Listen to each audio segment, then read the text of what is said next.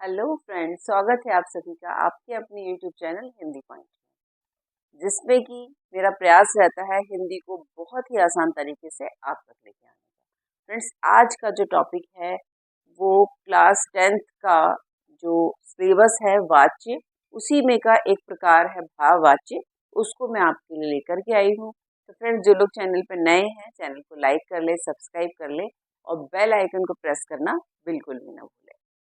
तो फ्रेंड्स, भाववाच्य जैसे कि मैंने बोर्ड पे लिख दिया है, पूरा ही एक्सप्लेन करूंगी। उससे पहले एक जल्दी से थोड़ा सा जान लेते हैं वाच्य के बारे में। वैसे मैंने वाच्य की पूरी वीडियो एक बार डाल दी है, चलिए फिर से थोड़ी सी बात कर लेते हैं। तो वाच्य होता क्या है?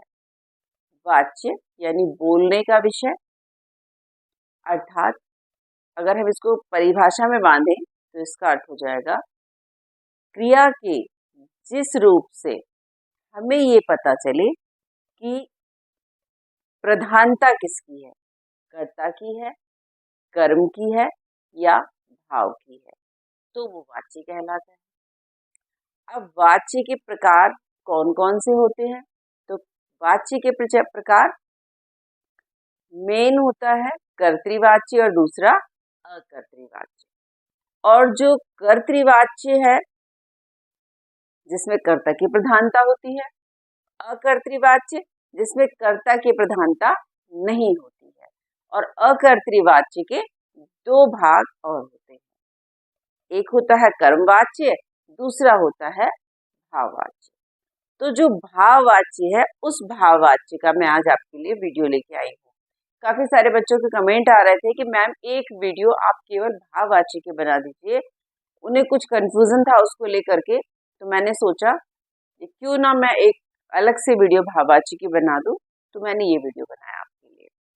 चलिए जानते हैं भाववाच्य होता क्या है। भाववाच्य, वैसे मैंने बोर्ड में इसके बारे में सारा कुछ डिटेल में लिखा है, लेकिन चलिए भाववाच्य के बारे में जान लेते हैं। भाववाच्य का मतलब है क्रिया के जिस रूप से हमें ये पता चले कि प्रधानता भाव की है, तो वहां भाववाच्य होता है। भाववाच्य मतलब जैसे हमारे भावों की बात होती है, हमारे मन में जो चल रहे भाव है उनकी बात होती है। अगर हम कर्तृवाच्य की बात करें तो उसमें कर्ता की प्रधानता है। कर्ता जैसे नेताजी सुंदर लग रहे हैं, इसमें नेताजी जो है कर्ता है, उनकी प्रधानता है। और ऐसे ही अगर हम कर्म की बात करें तो कर्म में अगर हम इसका एग्जाम्पल से इसको समझें तो बाल गोविंद भगत खेती बाड़ी कर रहे हैं, तो खेती बाड़ी जो है वो हमें कर्म दर्शा रहा है। अब तीसरा उदाहरण हम देखें, मुझसे चला नहीं जाता, तो यहाँ जो चला नहीं जाता यानी जो भाव की प्रधानता है वो भाववाच्य हो गया। तो इस तरीके से आपने समझा तीनों को, कर्तृवाच्य और कर्मवाच्य और भाववाच्य को अलग अलग तरीके से मैंने समझाया। तो भाववाच्य को आप समझ गए फ्रेंड्स कि जिसमें भावों की प्रधानता होती है वो भाववाच्य होते हैं। चलिए उदाहरण के माध्यम से समझें। पहले इसको उदाहरण के माध्यम से समझने से पहले चलिए हम थोड़ा सा ये जान लेते हैं कि भाववाच्य की विशेषताएं क्या क्या होती हैं। वो मैंने बोर्ड पे भी लिख दी है, आप लोग स्क्रीनशॉट भी लीजिएगा। देखिए मैंने क्या क्या लिखा। भाववाच्य में क्रिया जो है वो हमेशा अकर्मक होती है। कभी भी ध्यान कर लीजिए, एग्जाम में या वैसे भी आपको कभी भी भाववाच्य से संबंधित प्रश्न आ जाता है तो आपको अगर पूछा जाता है क्रिया कौन सी होती है तो हमेशा 100% इसमें अकर्मक क्रिया का ही यूज होता है। सेकंड पॉइंट है, क्रिया सामान्यतः एक वचन और पुल्लिंग, मतलब जो उसका वचन है वो एक वचन होता है, लिंग इसका पुल्लिंग होता है और अन्य पुरुष में होती है। हमेशा एक वचन, पुल्लिंग और अन्य पुरुष में होती है। ये जो भाववाचक हमारा वाच्य है। तीसरा है, क्रिया का सीधा संबंध भाव से होता है, जैसे मैं आपको बता ही चुकी हूँ। चौथी विशेषता है, भाववाच्य सकारात्मक और नकारात्मक दोनों ही रूप में हो सकता है। थोड़ा मतलब अगर हम बात करें रेशो की कि थोड़े ज्यादा जो ये भाववाच्य के प्रश्न आते हैं वो ज्यादातर नकारात्मकता वाले ज्यादा आते हैं, पर ऐसा नहीं है कि सकारात्मकता वाले ना आए, सकारात्मकता वाले भी आते हैं। तो नकारात्मकता वाले कैसे होते हैं? जैसे मुझसे चला नहीं जाता या मुझसे खाया नहीं जाता, जिसमें न की बात आए, जिस जो हमसे कार्य न होने की बात दर्शाए, वो नकारात्मकता।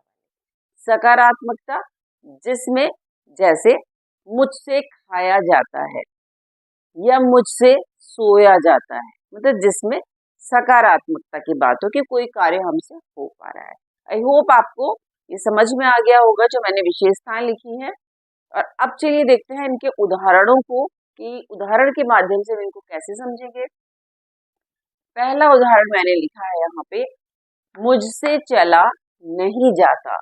यहाँ पे नकारात्मकता की बात है, भाव की बात है, और यहाँ पे चला जो है वो क्रिया का मुख्य भाव है। मतलब यहाँ कहा जा रहा है कि मुझसे चला नहीं जाता, तो मुख्य जो भाव है वो यहाँ मैंने लिख दिया है। इसको डबल इन्वर्टेड कॉमा में मैंने बंद किया है, चला है। दूसरा इसका जो उदाहरण है, राम से सोया नहीं जाता, तो यहाँ पर भी सोया जो है वो क्रिया का मुख्य विषय है या भाव है। ऐसे ही तीसरा उदाहरण देखिए, बच्चों से हंसा जाता है। यहाँ पे हंसा जो है क्रिया का मुख्य भाव है, और बच्चों से ये गौण है, मतलब इसकी उतनी प्रधानता नहीं है। प्रधानता जो है वो हंसा शब्द की है, हंसा यानी भाव की प्रधानता है। फिर है गर्मी में छत पर सोया जाता है, तो यहाँ पर सोया जो है वो क्रिया का मुख्य भाव है। भाव की बात हम कर रहे हैं, भाववाचक वाच्य की बात हो रही है, तो यहाँ पे जो है सोया में मुख्य भाव जो है वो सोया शब्द है। फिर है अब चला जाए, यहाँ पर जो चला है, चला शब्द वो क्रिया का मुख्य भाव है। फिर है मुझसे उठा नहीं जाता, मतलब असमर्थता जताई जा रही है, तो यहाँ पर उठा जो है वो क्रिया का मुख्य भाव है। भाव की बात अगर हम कर रहे हैं तो मुख्य भाव उठा है। फिर है शीला, शीला से खाया नहीं जाता, तो यहाँ पर खाया जो है वो क्रिया का मुख्य भाव है। फिर इसके अलावा अब हम देखेंगे कि कर्तृवाच्य से भाववाच्य में जब हमें रूपांतरण करना होता है तो हम कैसे करते हैं। तो चलिए देखते हैं, भाववाच्य से कर्तृवाच्य हम बनाते हैं तो हमें किन किन चीजों का ध्यान रखना चाहिए और हम कैसे भाववाच्य से कर्तृवाच्य में रूपांतरण कर सकते हैं जब हमारे एग्जाम में, बोर्ड में, या फिर हमारे हाफरली एग्जाम में या पीरियोडिक में आ जाता है तो हम उसे कैसे करते हैं। देखिए यहाँ मैंने लिखा है भाववाच्य और यहाँ लिखा है कर्तृवाच्य। एक चीज ध्यान रखिएगा, यहाँ मैंने लिखा है से अथवा द्वारा, यानी कि जो भाववाच्य है, भाववाच्य को जब हम बनाते हैं तो उसमें से और द्वारा का ज्यादा हम यूज करते हैं, या मतलब उनका मोस्ट यूज होता है से का और द्वारा का। जैसे मैंने यहाँ लिखा है उससे बैठा नहीं जाता, ये भाववाच्य है। अब ये भावों की बात हो रही है कि बैठा नहीं जाता, लेकिन इसे हमने कर्तृवाच्य में बदलना है, तो यहाँ पे हम कर्ता की प्रधानता दिखाएंगे, वह बैठ नहीं पाता, कर्ता की प्रधानता हो गई। यहाँ भाव की प्रधानता हो गई कि उससे बैठा नहीं जाता, तो हमें क्या दिखाना है कि उससे बैठा नहीं जाता, असमर्थता दिखाई जा रही है। भावों की बात हो रही है लेकिन यहाँ पे कर्ता की बात हो रही है कि कर्ता बैठ नहीं पाता। फिर है सुमन से पढ़ा नहीं जाता, यहाँ पर भावों की बात है, पढ़ा नहीं जा रहा है सुमन से, लेकिन अगर हम इसे कर्तृवाच्य में रूपांतरित करेंगे तो यहाँ पर हमें कर्तृवाच्य में कर्ता की प्रधानता को दिखाना है, तो सुमन नहीं पढ़ती, यानी सुमन हमारी कर्ता है, या सुमन की प्रधानता को हम दिखा रहे हैं, कर्ता की प्रधानता को। और यहाँ हम दिखा रहे हैं कि सुमन से पढ़ा नहीं जाता, मतलब से पढ़ा नहीं जाता, तो भाव को यहाँ पे हम दिखा रहे हैं। जब रूपांतरण करना होता है तो कर्ता को हम प्रमुखता देते हैं। फिर देखिए उससे लिखा नहीं जाता, तो यहाँ पे भी भाव की बात है, उससे मतलब से की बात रही कि उससे लिखा नहीं जाता, किसी भी व्यक्ति से लिखा नहीं जा रहा, वो कौन है, वो हम कर्तृवाच्य में देखेंगे कि उसने नहीं लिखा। अब यहाँ पे कर्ता की बात होगी कि वहां तो कहा जा रहा है उससे, मतलब किसी से लिखा नहीं जा रहा, लेकिन कर्तृवाच्य में उसे हम कर्ता में बदल देंगे कि उसने नहीं लिखा। कोई कर्ता है जिसने कि नहीं लिखा, जो मेन है, जिसके द्वारा लिखा नहीं जा रहा था, उसकी बात की जा रही कि उसने नहीं लिखा। कोई भी कर्ता हो सकता है, वो चाहे लड़की हो सकती है चाहे वो लड़का हो सकता है। फिर है नर्तकी से नाचा नहीं जाता। तो यहाँ पे भी नर्तकी से, मैंने यहाँ क्या लिखा है, से अथवा द्वारा। से और द्वारा जो है वो भाववाच्य भी यूज किए जाते हैं। वही चीज है कि नर्तकी से नाचा नहीं जाता। जैसे यहाँ से लिखा हुआ है, ये सिंगल इन्वर्टेड कॉमा में से अगर मैं बंद कर दूं डबल में, तो ये जो से वाली बात है, नर्तकी से नाचा नहीं जाता, तो इसको हम कर्तृवाच्य बदलने के लिए क्या करेंगे, नर्तकी नाच नहीं पा रही है, मतलब कर्ता की प्रधानता को हम दिखा रहे हैं, नर्तकी की प्रधानता को दिखा रहे हैं कि नर्तकी से नाचा नहीं जा रहा है। तो भाववाच्य से कर्तृवाच्य में बदलने के लिए हमें कर्ता की प्रधानता को दिखाते हुए रूपांतरण करना होता है। वही मैं आपको यहाँ पे एक्सप्लेन कर रही हूँ। फिर है युवराज द्वारा पढ़ा जा रहा है। जैसे कि मैंने बताया, से अथवा द्वारा भाववाच्य भी यूज होता है, तो द्वारा यानी कि युवराज द्वारा, मतलब युवराज से या युवराज के द्वारा पढ़ा जा रहा है, मतलब युवराज के द्वारा पढ़ा जा रहा है। और अगर इसे हम कर्तृवाच्य में बदलेंगे तो कैसे बदलेंगे, युवराज पढ़ रहा है। तो प्रधानता हमें दिखानी है कर्ता की, कर्तृवाच्य में रूपांतरण का मतलब ही यही है कि कर्ता की प्रधानता को दिखाते हुए हम रूपांतरण करें।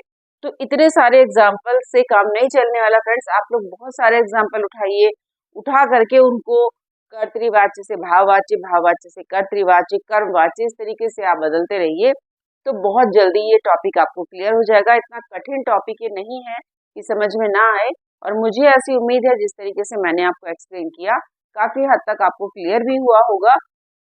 और फ्रेंड्स, जो ये से और द्वारा वाली बात है, ये तो एक ऐसी की है जो अगर आप याद कर लेते हैं तो एग्जाम में आपको कोई भी प्रॉब्लम आने वाली नहीं है। कहीं भी आपको अगर एग्जाम में 3-4 आपको उदाहरण दे दिए गए और उसमें आपसे कहा गया इसमें से भाववाच्य को ढूंढ करके लिखिए या भाववाच्य छांटिए, तो कैसे लिखेंगे, जिसमें से और द्वारा वाली बात आ रही है तो वो आपका भाववाच्य हो गया। जहाँ पे कर्ता की प्रधानता दिखाई जा रही है कि मतलब कोई जो करता है उसको फ्रंट में सामने लाया जा रहा है, तो वहाँ पे कर्ता की प्रधानता है। और कर्म की प्रधानता है, तो कर्म की प्रधानता के लिए किसी कार्य के होने की बात होती है। उसको हम ऐसे समझ सकते हैं जैसे सीता चित्र बनाती है। अब सीता जो काम कर रही है वो क्या कर रही है, चित्र बनाने का काम कर रही है। तो अगर कर्म है तो वो हमारा कर्मवाच्य हो जाता है। अगर कोई काम होने को उस उदाहरण में दिखाया जा रहा है तो उससे हम कर्मवाच्य को चुन सकते हैं। तो फ्रेंड्स, इस तरीके से आपने समझा कि भाववाच्य क्या है। जल्दी जल्दी से एक रिकैप कर लेते हैं। वाच्य क्या है, वाच्य है बोलने का विषय, जिससे कि हमें पता चलता है कि क्रिया में क्रिया के रूप से हमें ये पता चलता है कि प्रधानता कर्ता की है, कर्म की है अथवा भाव की है, वो वाच्य होता है। वाच्य के दो भाग होते हैं, कर्तृवाच्य और अकर्तृवाच्य। अकर्तृवाच्य जिसमें कर्ता की प्रधानता नहीं होती, कर्तृवाच्य जिसमें कर्ता की प्रधानता होती है, अकर्तृवाच्य जिसके दो भाग होते हैं, एक होता है कर्मवाच्य और एक भाववाच्य। कर्मवाच्य जिसमें कर्ता की प्रधानता होती है, जिसमें कर्म की प्रधानता होती है। जैसे बाल गोविंद भगत खेती बाड़ी करते हैं, तो खेती बाड़ी जो है वो कर्म को दर्शा रहा है। अब भाववाच्य जिसमें भाव की प्रधानता होती है, जैसे कि मैंने इतने सारे आपको एग्जाम्पल समझाए। और किस तरीके से भाववाच्य को कर्तृवाच्य में बदलेंगे वो मैंने आपको बताया। और मोस्ट इम्पोर्टेंट जो चीज है वो मैंने आपको समझाई कि से और के द्वारा अगर आ रहा है तो वो निश्चित ही भाववाच्य है। फ्रेंड्स, तो आज की वीडियो आपको कैसी लगी आप लोग कमेंट सेक्शन में जाकर के जरूर बताइएगा, क्योंकि आपके कमेंट्स, आपके लाइक्स मुझे बहुत अधिक प्रेरित करते हैं मैं और अच्छी अच्छी वीडियोस आपके लिए लेकर के आऊँ। और फ्रेंड्स, अगर आपको वीडियो अच्छी लगी है तो भी कमेंट कीजिएगा, नहीं लगी है तो भी। और अगर किसी अन्य विषय पर आप चाहते हैं वीडियो तो कमेंट सेक्शन में जाकर के जरूर कमेंट कीजिएगा।